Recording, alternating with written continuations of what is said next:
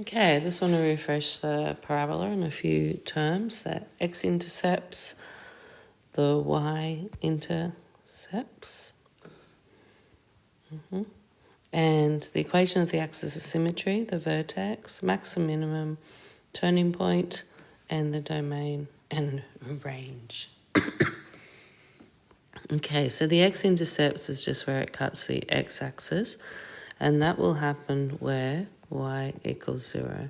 So basically when you are doing this one here, you're taking whatever your parabola equation is y equals x squared plus bx plus c, make it an equal to 0, and you're either factorising or using the quadratic formula, and you're going to solve for the x values. So you solve it for x, okay, and you may need to factorise it, in order to do that. The y-intercepts are where x equals 0, and if you put in x equals 0 into here, you'll notice that it is always the constant c at the end. The constant c at the end, this number here, will always be your y-intercept. And it should really read y-intercept because there is only one y-intercept, but the x-intercepts there would be 2. And the x-intercepts are always the intercepts of your...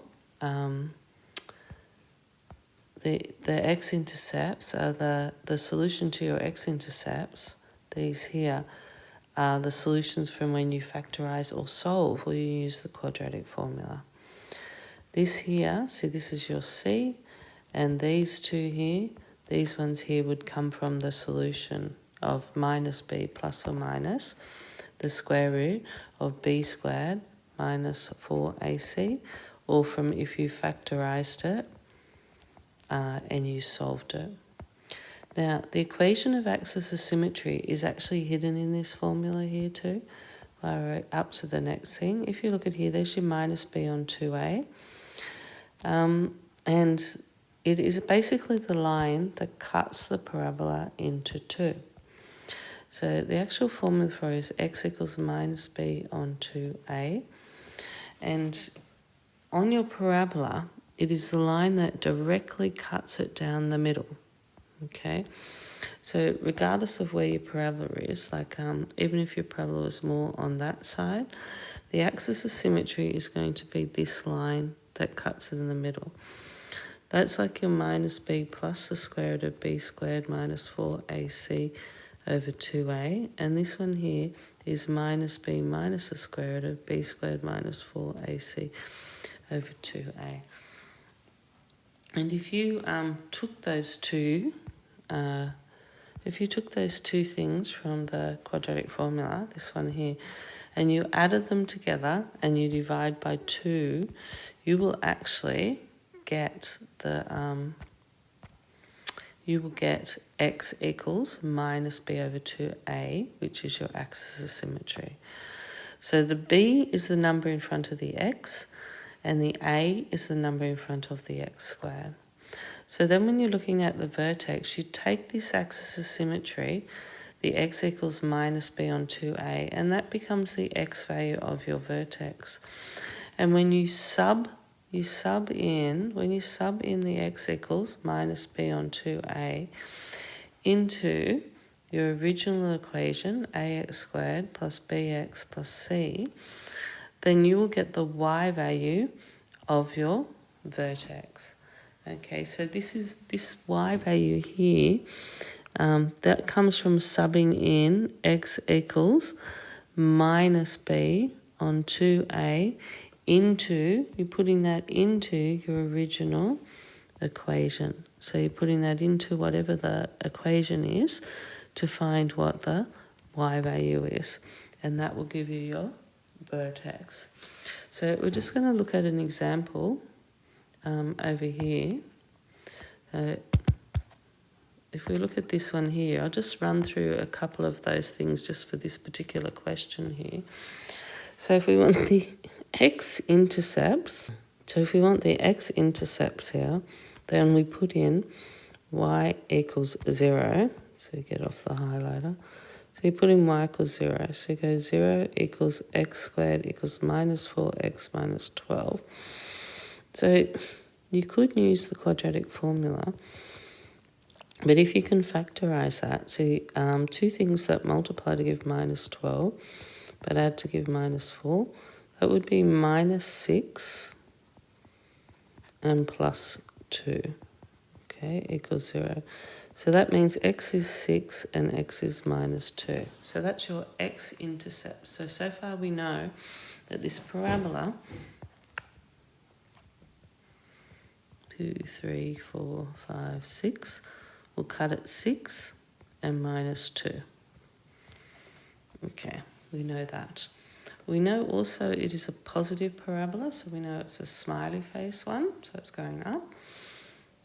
The y-intercept, so the y-intercept would be when x equals 0. So x equals 0, it's going to be this constant term here because the rest of them will disappear when you sub 0 in. So that means it's going to go through minus 12. So if we're putting that into here, just make that like that, you'd have to go all the way down to minus 12 down here. Now, I want you to notice its symmetry here. See, that's 1, 2, 3, 4, 5, 6, 7, 8. 8 there. So if you went 4 in, halfway would actually be here.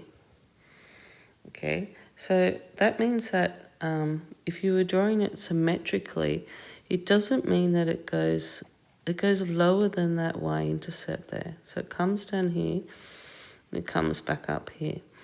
Now, that value there, see, it is 2, isn't it? Now, if you look at that, if you get those x-intercepts and you find the average of them, add them together and divide by 2. Minus 2 plus 6 is 4. 4 divided by 2 is 2. So that value there is x equals 2. Okay, to get what that vertex value there is, when x equals 2, you need to sub it in to the original equation to get the y value. Now, just before I do that, I'm just going to show you how to get the x equals 2 using the formula. Minus b on 2a. So you have your equation. Your equation is x squared minus 4x minus 12. So x squared minus 4x minus 12. So that means that a will equal 1 because it's the number in front of the x squared, and b is minus 4 because that's the number in front of the x. So it's minus 4 on 2 times 1, which is 4 on 2, which is 2. Okay, and that's the same x equals 2. Like if you added the two x-intercepts and divided by 2, you get the average, you'll get the number that is exactly in the middle. And that's also what that formula there will give you as well. Minus b on 2a. Now, if you get this value, x equals 2, that's the y value of your vertex, and you sub it into your original equation, x squared minus 4x minus 12, then you'll get 2 squared minus 4 times 2 minus 12, which is 4 minus 20, which is minus 16. That would mean that point there would be 2 minus 16.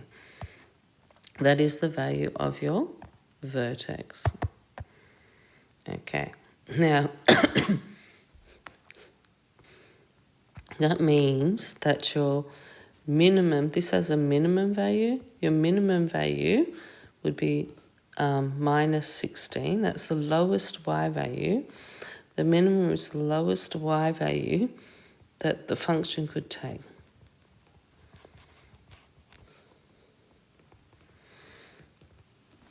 Okay, so it doesn't have a maximum, but it does have a minimum.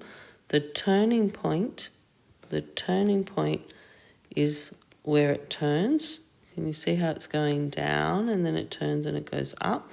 So the turning point is just the same as your vertex, which is 2 minus 16. So the turning point is just your vertex. To get the actual domain and range, the domain, if you look at that, the domain is actually all of the x's. So minus infinity to infinity. And the range, if you look at the range, what's actually happening here, you only get y values from minus 16 up. So when you're doing the range, you go minus 16, and it can actually equal minus 16, and then it goes up to infinity.